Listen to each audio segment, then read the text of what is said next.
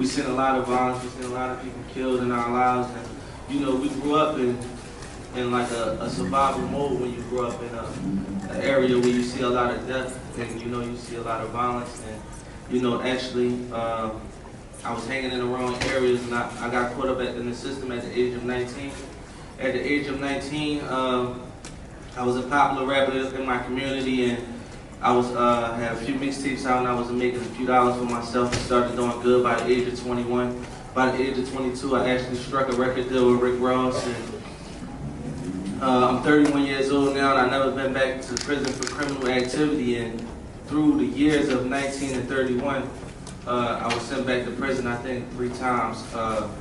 One time actually was for coming to DC. I stayed like in a Virginia hotel or a Maryland hotel, and I didn't fill my travel out right.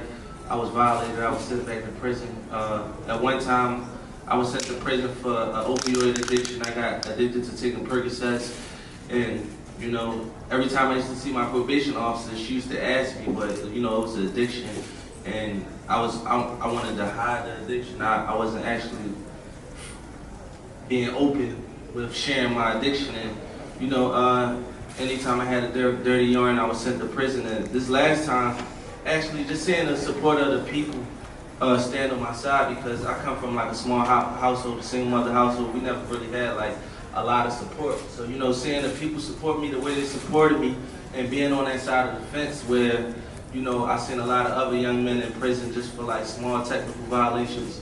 I don't know if people know what a technical violation is. You don't have to commit crime, actual crime, to go to prison for years at a time. And you know, me seeing that and getting the support from people, I just thought when I get out, I felt like I owe a part of my platform to help change the world, and you know, help change some of these things and bring light to these situations. On the top was my pops, my mama hollering stop from a single drop. This is what they got? Not to disrespect my people, but my papa was a loser, only plan he had for mama was the blanker and abuser. And even as a seed, I can see his plan for me, stranded on welfare, another broken family. Juxtaposed, and I'll end here to him saying this. Just the other day, I got lynched by some crooked cops. And to this day, them same cops on the beat getting major pay. But when I get my check, they taking tax out, so we paying the cops to knock the blacks out. What Tupac understood is that anytime you are a paying American citizen, you are subsidizing your own oppression. If you fail to hold accountable the forces of the state that argue against us. And what you mean is we know that there are good cops out here trying to do the right thing. Blacks will call cops more than anybody else in America. On your mama. But the reality is, we know the difference between law enforcement aiming to edifyingly engage with us as members of the state and those who demonize us because they have a corrupt conception of our fundamental dignity and humanity. Tupac died 22 years ago, but his voice continues to resonate in American society and reverberate in the halls of our collective consciousness. And that's why I'm here today, to celebrate that genius, but to articulate the central proposition of justice in America, which we need today more than ever before. We've seen a different type of expression, and I think a lot of it comes from the growth and emergence of hip-hop. Because hip-hop is a different type of medium.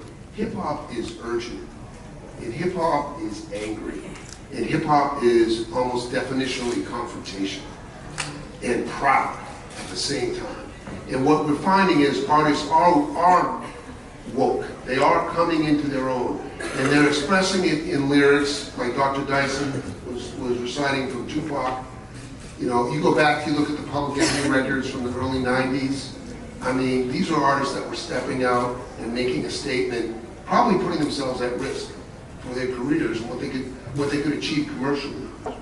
But what we're seeing now is, in addition to the lyrical expression, you're also finding artists taking their celebrity and using that, whether it's Beyonce using the Super Bowl platform to make a statement in formation, or whether it's Meek stepping out and doing what he's doing now, putting his, you know, this is a guy who's sitting here bearing his life for all of you to explain his story, to make it better for others.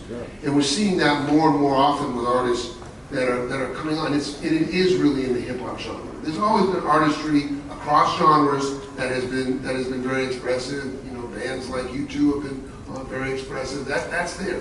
But what we're seeing in the modern age artists today is a willingness to stand up, use a celebrity, use social media, use what they have. Not only it's in the music, but taking it beyond the music.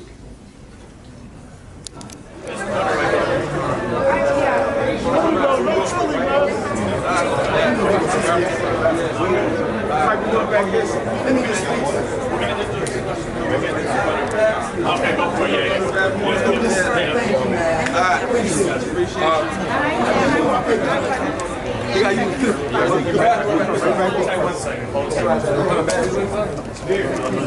Coming out on my new album, I'm not actually giving up the release date.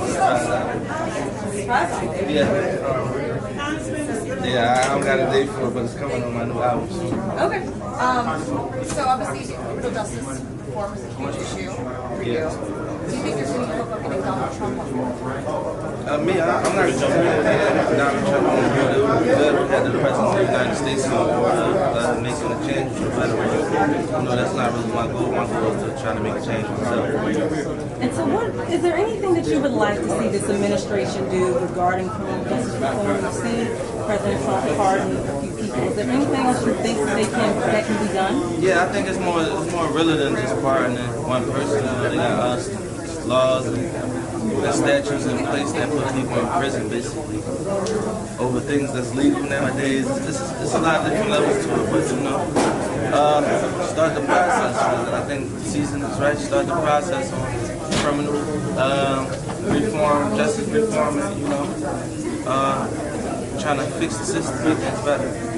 So you're saying that you're looking at implementing systematic changes. Would you consider ever talking to the White House like Kardashian did, if you feel like there could actually be? Yeah, I'm always open to talking to the president and make change. Everywhere I was in prison, they always encouraged me to go take the sacrifice, even if you get crucified in the media, go try to make change. I come from North Philly. I know people 10 times more worse than what they called Donald Trump, and I talk to him and I deal with him. Of course, I'm always willing to step on building and make change and make things go to the next level. What's going on with Eric Riddick? Eric Riddick, you know, because I asked you about that last time. yeah, the latest with Eric Riddick, I think the Supreme Court denied it and sent it back down to a lower court. But you know, it's a guy that had evidence proving his innocence, and you know they got a statute in place where they say if you don't admit the evidence within 60 days, it can't be admitted in the court. You know, it's like you can be proven innocent, but if you don't make it in 60 days, you do time to kill. Which is part of the systematic issue that you were talking about. Yeah, exactly. things like that, statutes like that. Last question, guys. You call prison a blessing? No, I ain't calling no blessing. The whole situation was a blessing me.